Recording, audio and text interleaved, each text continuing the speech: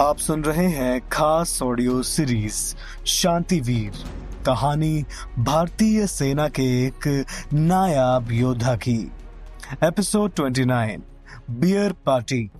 वालसी शांति सेना के दल के लीडर ने फोन काटा तो पाया कि उसके साथी उसकी तरफ ही देख रहे हैं। उसने उनसे पूछा, यहाँ क्या सिचुएशन है? उसके साथी ने जवाब दिया, अभी तक कोई बाहर नहीं आया। This position is secured sir. वो इस तरफ से बाहर आए तो बच नहीं पाएंगे। लीडर ने उनसे कह दिया, हम उनके आने का इंतजार नहीं कर सकते।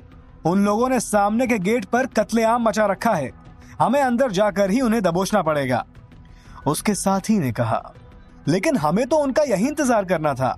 सामने से आने वाली टास्क फोर्स को उनको हमारी तरफ ढकेलने की बात की थी। लीडर ने जवाब दिया, सामने से कोई फोर्स नहीं आ रही है।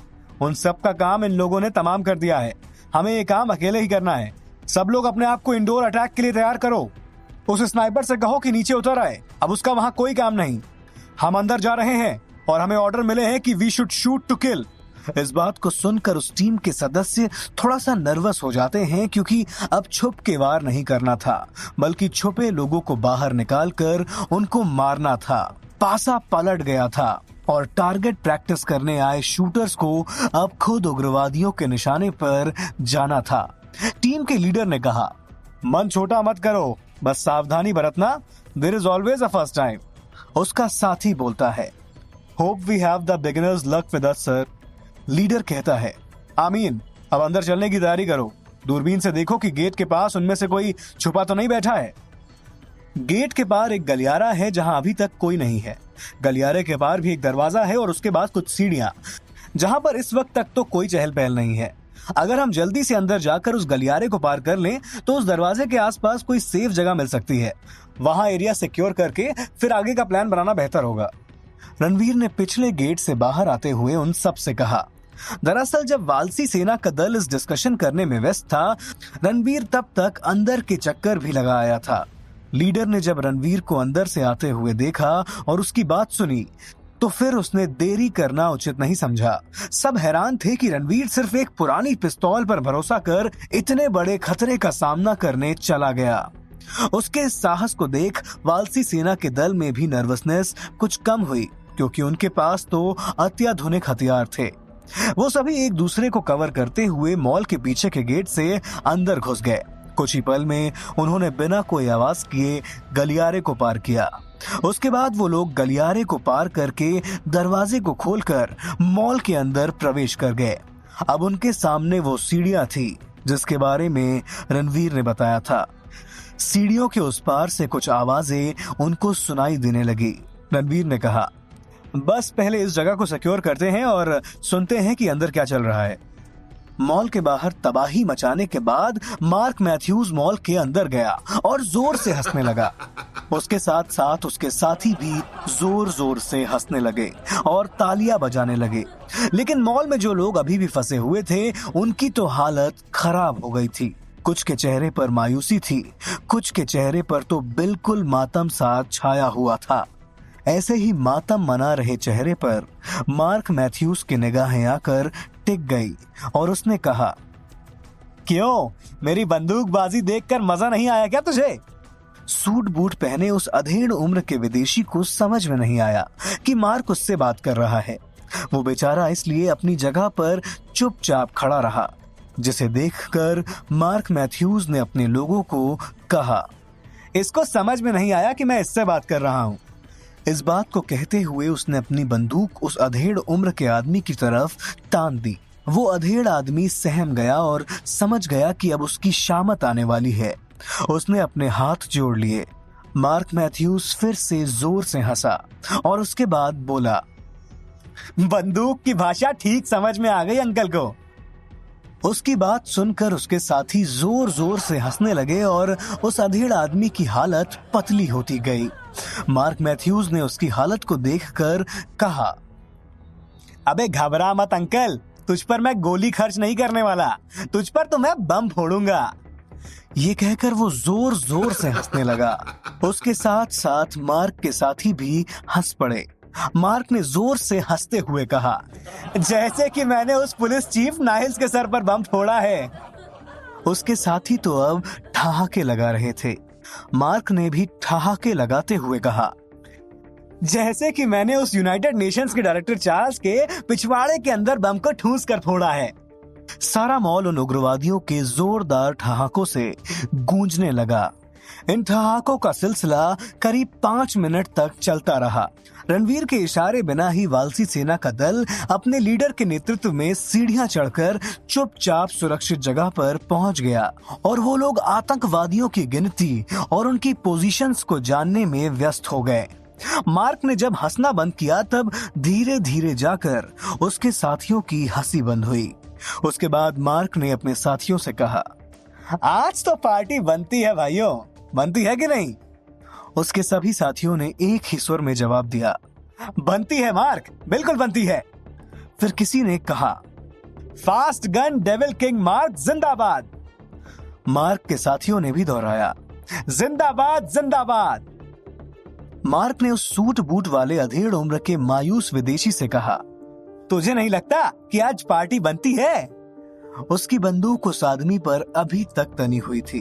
घबरा के उस आदमी ने कहा, बनती है ना, बिल्कुल बनती है बॉस। मार्क ने कहा, तो फिर तूने जिंदाबाद क्यों नहीं कहा? वो अधेड़ आदमी सहम कर अपना हाथ उठाकर बोलने लगा, जिंदाबाद जिंदाबाद, fast gun devil king mark जिंदाबाद। मार्क बोला, तो फिर पार्टी का इंतजाम करना बे अंकल। उस बेचारे अधेड़ विदेशी को कुछ समझ में नहीं आया कि मार्क उससे क्या कहना या करवाना चाहता है। मार्क ने उसको अपनी बंदूक दिखाते हुए ही कहा, लगता है तुझे सिर्फ बंदूक की जुबान ही समझ में आती है, चल फिर बंदूक की जुबान से ही समझाता हूँ। मार्क कुछ करता इससे पहले ही उस आदमी ने अपनी आंखें बंद कर ली और भगवान से प्रार्थना करने लगा। मार्क उसकी इस हालत को देखकर बोला, अबे अंकल, इतनी जल्दी क्या है प्रार्थना करने की? ऊपर जाकर उससे मिलने के बाद ही कर लेना प्रार्थना, पहले मेरी पार्टी का बंदोबस्त कर दे। वो आदमी लेकिन अपनी आंखें बंद करके ही रखता है, जिसको देखकर मार्क बोलता है, अबे पहले से मरे हुए को मार्क नहीं मारता, तू अपनी आंखें खोल और देख मेरी बंदूक की नोक को। वो आदमी इस बात को सुनकर धीरे से अपनी आंखें खोलता है। मार्क बोलता है, अब देख ये बंदूक की नोक किस तरफ इशारा कर रही है। जिस तरफ मेरी बंदूक की नोक इशारा करे तू बस उसी तरफ देखते जाना, तुझको पता चल जाएगा कि मैं क्या बोलना चाह रहा हूँ। मार्क ने पहले अपनी बंदूक की नोक को आदमी के बाईं तरफ घुमाया और वो आदमी भी बाईं तरफ देखने लगा। मार्क ने फिर अचानक से बंदूक की नोक का रुख उस आदमी की दाईं तरफ कर दिया। वो आदमी भी उसी रफ्तार से दाईं तरफ घूम गया और देखने की कोशिश करने लगा कि मार्क किस तरफ इशारा करना चाह रहा है। मार्क ने फिर एकदम से बंदूक ऊपर की तरफ उठा ली, लेकिन इस बार उस आदमी ने ऊपर देखने के बजाय सीधा उसके पांव पर डाइव मारी और रहम की दुहाई करने लगा। मार्क ने उससे कहा, लगता है तुझे बंदूक की भाषा भी समझ में नहीं आ रही, लगता है तेरा तो जिंदगी से मोह ही छूट गया रे अंकल, अब तो जीकर क्या करेगा। वो आदमी उसके पैर से लिपटकर गिड़गिड़ाने लगता है। वो बार बार मार्क से अपने जीवन को बख्श देने की भीख मांगने लगता है। मार्क उससे कहता है, ठीक है, अगर तुझे गोली की भाषा समझ में आ गई तो मैं तुझे जीने दूंगा। ये कहकर वो अपने सामने एक शीशे के शोकेस पर गोली मारता है और वो शीशा चकनाचूर होकर जमीन पर गिर जाता है। उस आदमी को लगता है कि मार्क ने उसको गोली मार दी है। वो एकदम से शांत हो जाता है, उसका हिलना डुलना बिल्कुल बंद हो जाता है। मार्क के साथी उसकी इस करुण अवस्था को देखकर फिर से जोर जोर से हंसने लगते हैं। मार्क कुछ देर तक उस अधेड़ आदमी को वही मरे हाल में पड़े देखता है, फिर उसको जोर से एक लात मारकर अपने से अलग करता है और कहता है, मैंने कहा था ना कि मार्क पहले से मरे हुए लोगों को नहीं मारता। अब जा और उस शोकेस से कुछ चखना और बियर की बोतल निकाल कर ले आ। वो आदमी पूरी तरह से अपने आप को चेक करता है कि उसको कहीं गोली लगी कि नहीं। उसे अभी भी शक हो रहा था कि वो अब तक जिंदा है। उसे फिर अपनी दाईं तरफ खड़ी उसकी बीवी और बच्ची नजर आते हैं जो फूट फूट कर रो रहे होते हैं। उनको सामने पाकर उस अधेड़ को यकीन होता है कि वो सचमुच जिंदा है। वो झटपट उठता है और भागते हुए उस टूटे हुए शोकेस के अंदर से कुछ चिप्स के पैकेट और एक बियर की बोतल उठाकर वापस ही लौटने वाला होता है कि वो एक बार थम कर रुक जाता है। उसके बाद वो बड़ी ही विनम्रता से मार्क मैथ्यूज से पूछता है, कितनी बियर की बोतल लेकर आऊं आपके लिए, fast gun devil king mark?